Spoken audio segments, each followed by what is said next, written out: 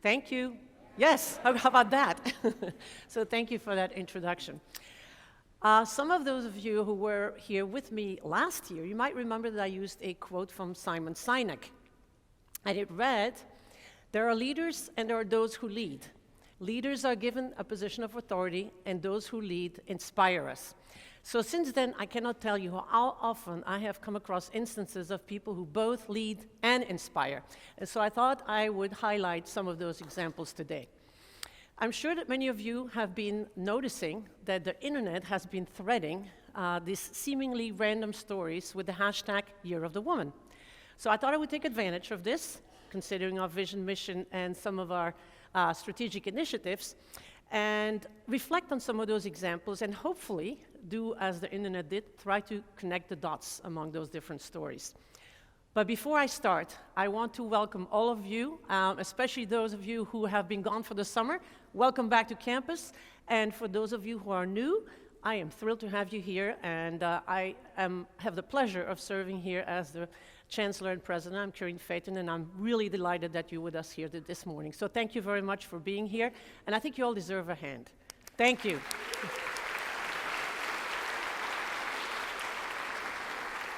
I also would like to recognize some the new cabinet members that have joined, and for whom this is the very first fall assembly.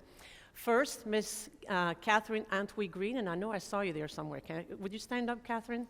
Catherine is our new General Counsel and also Associate VP for Compliance. And also Dr. Kimberly Russell. I know I saw you, Kimberly. Please stand up so we can recognize you. Kimberly is our Vice President for University Advancement, so thank you for being here. There's a third member who's new to my cabinet, and that is Dr. Carolyn Capinas. And I think everybody knows you already, Carolyn. Carolyn is serving as the interim provost, and she was gracious enough to accept this assignment at the end of the spring, and I'm really thrilled. I couldn't be more thrilled, actually, with her leadership, so thank you for your passionate commitment, really, to this position. I also want to recognize some of the folks that were most impacted by this cascading effect of moving Dr. Capinas into the interim provost. And specifically, I would like to acknowledge Dr. Claire Saline. Where are you, Claire? I know you're here. Claire Saline, thank you, who is serving as the interim dean of the graduate school, and also Dr. Shannon Scott. Shannon, I know you're in here somewhere as well. Thank you. Shannon has agreed to be the interim associate dean for the College of Arts and Sciences, to name just two people. We are going to be launching a national search for the permanent position of the provost in the fall here, and so I hope all of you will be involved in that. I think it's maybe the most important position for the university, as it really heads the whole academic affair. So I look forward to that. But in the meantime, I think we're in really good hands with the leadership of Dr. Capinas. And I will say that besides her leadership acumen and her stamina, she has a great sense of humor, and that really helps. So, as part of the Innovative Academic Program initiative, which is probably our most encompassing, I would say, initiative of the strategic plan. Part of that was also to look at what should we do in terms of expansion, locations, looking at our different campuses in Houston and Dallas, and how can we best leverage not only the location there, but also the talented faculty that we have on those campuses. So because of that, Dr. Capinas has asked Ron Hovis, I know Mr. Hovis, I saw you in here somewhere. There you are. I asked Ron to be on the Houston campus and really work with the faculty there to try to explore some of those possibilities and see how can we best do that for both the Houston and the Dallas campus. So we're really looking forward to that. So thank you as well for taking on that leadership role. Now, among the many stories that I could have selected for this morning and that references my theme, I couldn't help but pick the U.S. women's soccer team win. I will tell you, yes, that's right. Thank you. A couple of years ago, the Belgian men's team won a bronze medal. And so, okay, that's not funny. That was fantastic, okay? This is a tiny little country of Belgium, and of course I was very excited because Belgium is my home country. But then this year, to see the U.S. women's team make this win was really incredible. And Amy O'Keefe, are you here somewhere? I know you are. Where are you? Up there. So Amy, I want to thank Amy because she even dyed her hair purple to support the event. So thank you for that. But really what was most important is the story behind the win, because these women were not necessarily in a position of authority. And yet, think about it, these women have led change for women. And they have really inspired others to act, to really create a world that's more equitable and more inclusive. So this is a really incredible story, and I thought it was perfect, and I want to share a little bit of that energy. Opening up, Rose Lavelle, lovely run, great goal! Brilliant goal! Rose Lavelle might have won the World Cup for the United States with a fantastic goal! The United States 2, the Netherlands 0. For the fourth time, the United States of America are crowned champions of the world, and for the very first time they've done it on European soil. It is finished at the Stade de Lyon in the final in victory and joy for the United States. Amy, she almost looks like you. So this was pretty incredible, but they were not the first ones. Actually, this spring, I hosted several events on the campus here, as well as in Fort Worth, celebrating the 100 years since the Texas vote to ratify the 19th Amendment, which gave women the right to vote. This effort was led by our Center for Women in Politics. Thank you, Nancy Boxker and General Saunders. I know I saw you there. Thank you for that. Appreciate it. They were wonderful events. But through these events, I really learned appreciated a whole new level and learned some fascinating and inspiring stories about the suffragists. So for example, how many of you know that 3 of the most important figures in the suffrage movement served right here at TWU as regents? Right, see, not many of you, I didn't think so. We have Mary Eleanor Breckenridge, for whom the current student union is named. She really reorganized the Texas Women's Suffrage Association and served as its president in 1913. We also have Eliza Birdie Johnson and Helen Stoddard, for whom we have named Stoddard Hall here on campus. They were part of the Texas Women's Movement and helped women organize and really bring into public space advocacy for important issues, and especially here in this case, the suffrage movement. Now, all 3 of these women were local suffragists who championed women's education and became instrumental not only in the founding, but also the governing of Texas Women's University. So this is a pretty amazing legacy, if you think back about that, and one could say that it's only taken us 100 years to really truly appreciate this part of our past. But the story of the women's suffrage is really full of nuance, because even the full ratification of the 19th Amendment meant very different things for indigenous women, for immigrant women, and for women of color. And the reason I'm talking about this story this morning is because I think it is very similar to the women's soccer team that I just showed you before. Because in the early 20th century in the United States, these women were not in a position of power to give themselves the vote to write, yet they really inspired a momentous change. And sometimes we still take that for granted. But really, it is pretty incredible, and this is another example of those who lead and inspire, even though they were not in positions of authority. And on top of that, they were associated with our university. Now, a little diversion here. When I first arrived at Texas Women's, I noticed the idiosyncratic use of the singular of the word woman in our name, Texas Women's University. And so as a linguist, I couldn't help but ask myself why Texas Women's and not Texas Women's University. And so I asked around, and lots of people gave me their own personal interpretation, their opinions about this, but I never really got the definitive answer of why it is Texas Women's University, until I started reading more about the suffrage movement. And I started noticing that they use the word singular. It's the Texas Women's Suffrage Movement, or the Women's Suffrage Movement, or the Texas Women's Club. And so I think our name is really tied back to that history, and maybe those initial regions that we have that were very active in those movements. But I really relate to actually the notion that the word woman is almost more inclusive.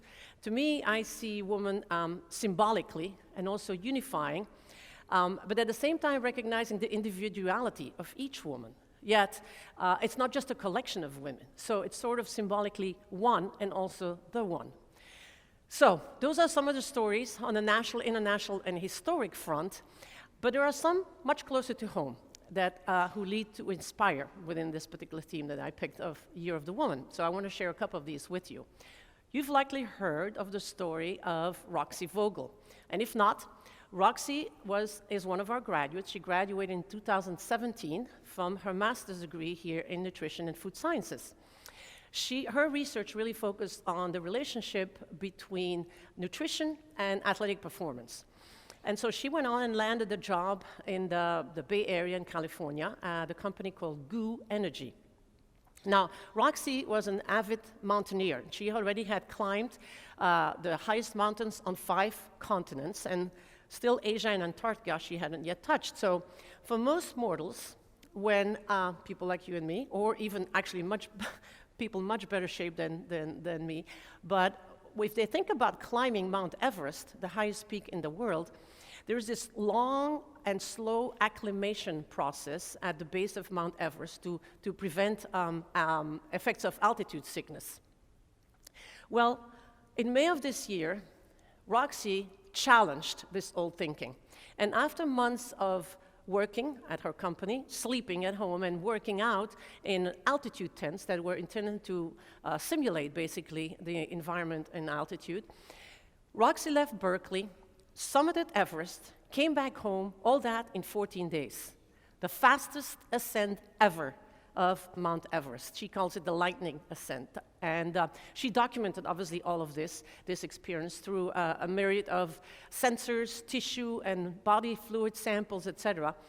But you know, she didn't wait for anyone's permission to climb and to do this expedition and record setting. She led, even though she was not in a position of authority. In December, by the way, she plans to complete the 7 Summit Challenge, only first achieved by anyone, man or woman, back in 1985. So here's a little clip of her story. There are a few goals that I have, one of which would be able to have this contribute to the body of knowledge about high altitude, which is pretty limited still, honestly. It's really difficult to collect data that high, to get participants to want to do anything that high, or anyone to do anything that high. It's just very taxing to survive at those altitudes. So I think one goal I have would be to contribute to the science of, high altitude physiology, which is what I hope to do my PhD work in anyway. And then the other thing would be to be a role model, hopefully, for other young women or young girls or minorities who maybe haven't spent much time outdoors or in the mountains, just to, show them that it can be a place that we are welcome and can excel.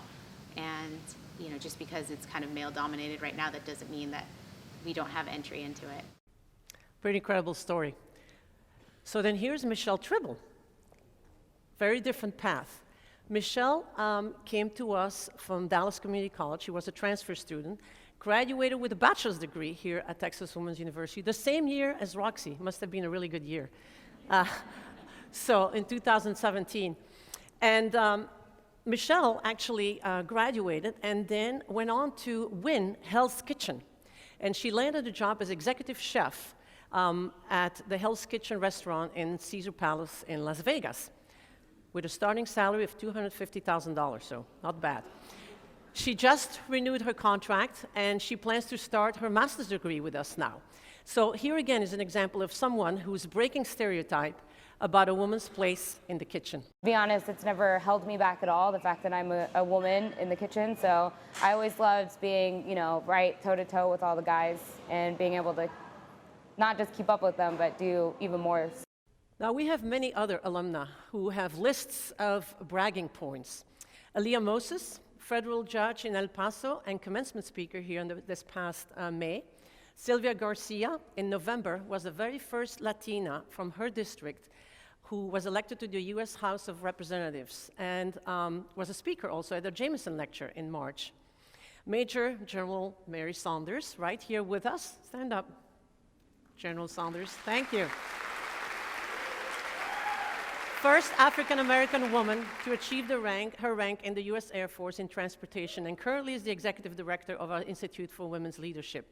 Stacey McDavid, a philanthropist, businesswoman, and our newest regent, soon to be inducted in the National Cowgirl Hall of Fame. Mary Stanton, a businesswoman and the largest single donor to date to Texas Women's, with a $10 million donation. And she's a namesake for Mary's Hall that will be, yes, which is going to be opened on Friday.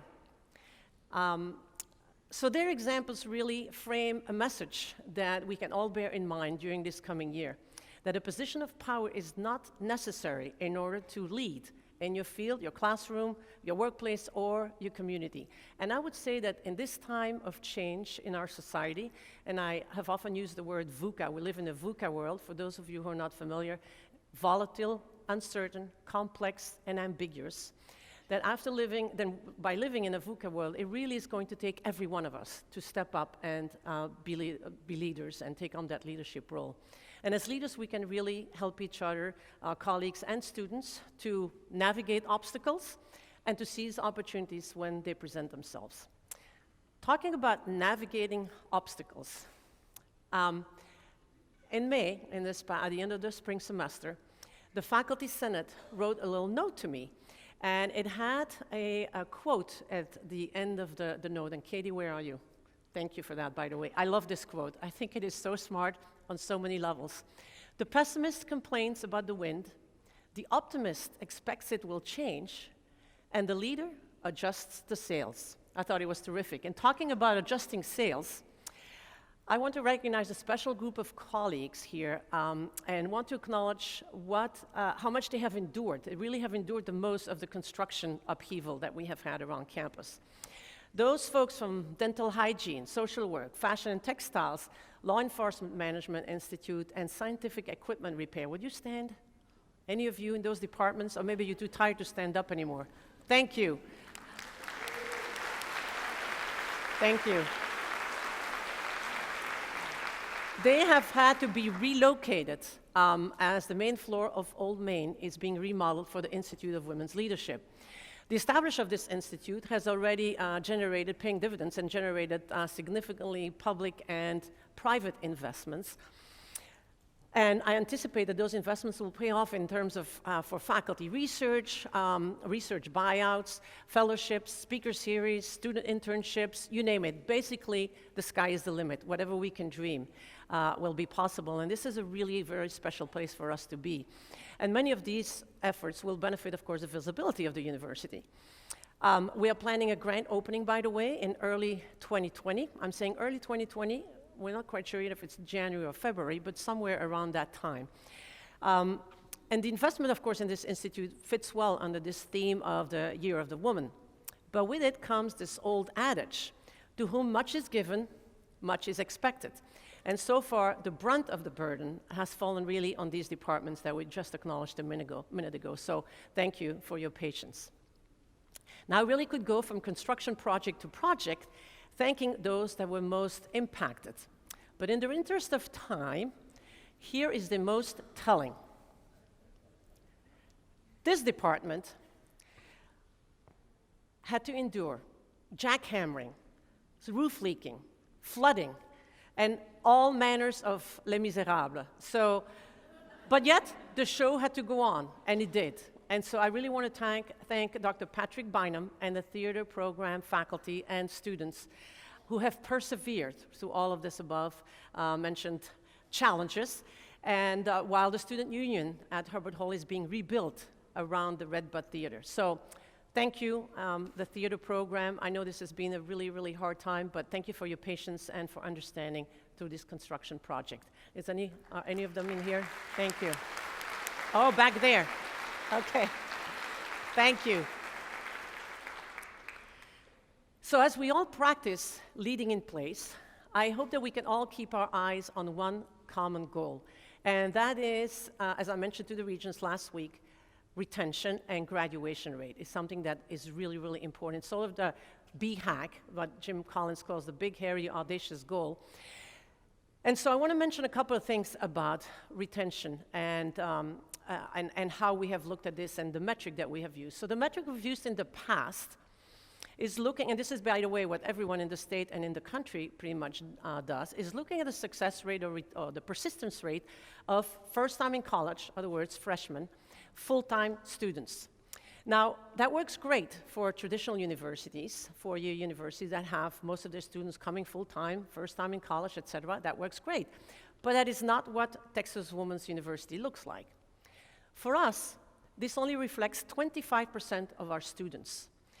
And we really wanted to find a metric that was more inclusive, representing all of our students, not just the full-time and the part-time, but also the transfer students, the post-bac students, the master's students, the doctoral students, everyone who's on this campus. So I really want to thank Mark Hamner, Dr. Mark Hamner, and his team, because they've really done amazing work with analytics and mining the data and figuring out how to best understand our population and suggesting a new metric that could be more inclusive of everyone. And so we will be looking at the whole student body and in terms of our retention rate. So thank you, Mark. Will you stand up so we can thank you?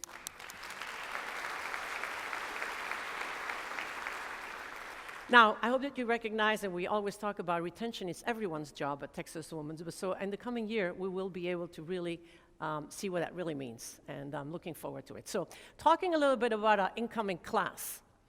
Our projected enrollment for the fall, and I'm saying projected because the numbers aren't really official until a week or two into the semester. Our projected fall enrollment is 15,802 students. We also rank among the 6th most diverse campuses in the United States, as ranked by US News and World Report. As I like to say, we look just like Texas, except for the gender distribution. So this is a picture of what our enrollment and our student body looks like today. But I want to give you a little bit of context of how to understand this and interpret this, and possibly notice some patterns. So this is our enrollment since 2009, so the last 10 years. So often when we look at enrollment, enrollment numbers are a proxy for other metrics. We draw inferences about them. And one inference that we often make is about institutional revenue. Enrollment is up, revenue must be up.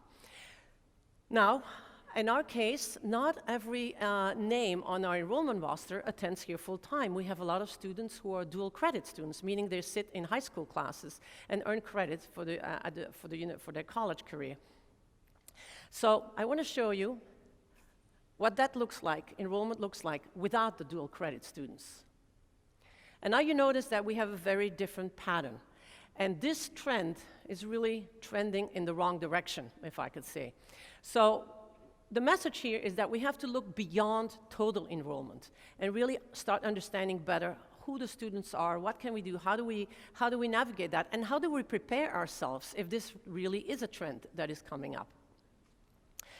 So you heard almost 90% of our students are female, and for our students, our female population tells us that the most important thing for them, the most important factor on a campus is safety. Safety is first and foremost. They have told us that unequivocally. This is why I'm highlighting our DPS, Chief Garrison back there in the corner with his team. They received accreditation through the International Association of Campus Law Enforcement Administrators. And I want to tell you, actually fewer than 2% of campus law enforcement agencies are accredited through these standards. So this is amazing. Thank you so much for what you've done. But it also shows a real commitment to our safety on campus. And I just found out from Chief Garrison on Saturday that TWU ranks among the top 3% in the nation for safest campus. So thank you.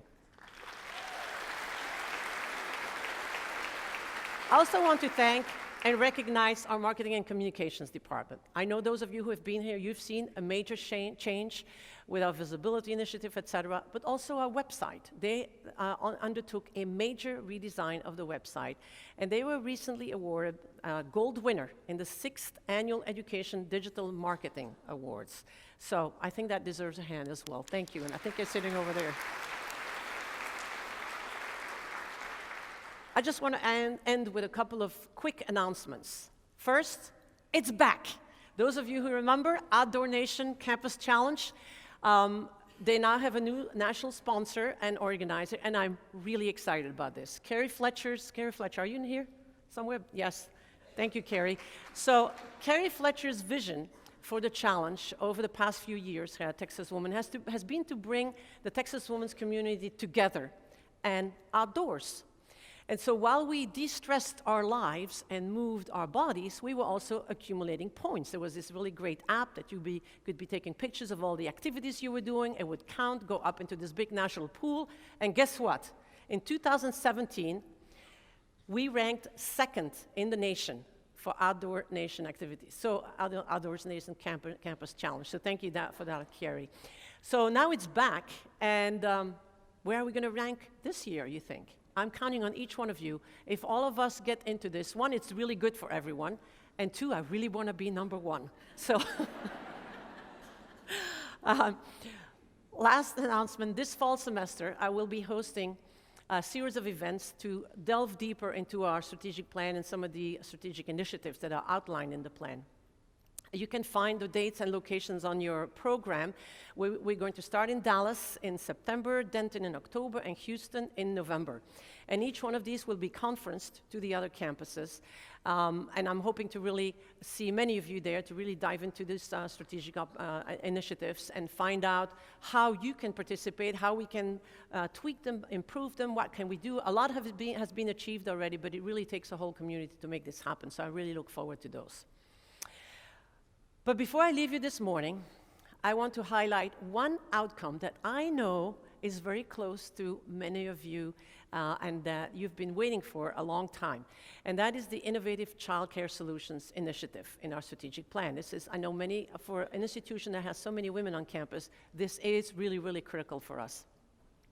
So starting this fall, Student Life will be piloting a drop-in childcare option free of charge on the Denton campus in the evenings.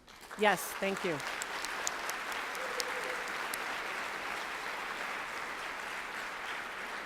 This is definitely a step in the right direction. It's not the whole thing yet, but we look forward to seeing more of innovation coming out to address the childcare needs of our campus. And you're going to hear more about Student Life and some of the construction updates from Dr. Mendes-Grant in a moment.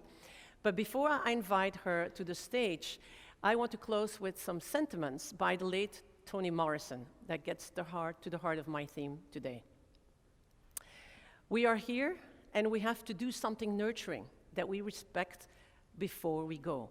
It's more interesting, more complicated, more intellectually demanding, and more morally demanding to love somebody, to take care of somebody, to make one other person feel good. So Toni has inspired many to rise above social constructs and tradition and to lead wholeheartedly. So whether in a position of authority or not, we lead by inspiring others. And Toni has definitely inspired us with her words and with her being. So I want us to pick up the mantle and carry it in our own ways. And I hope that under this hashtag Year of the Woman, I can count on all of you. Again, welcome to the academic year 2020. I wish all of you many successes this year, and I hope to see you on one of these social media channels or on campus.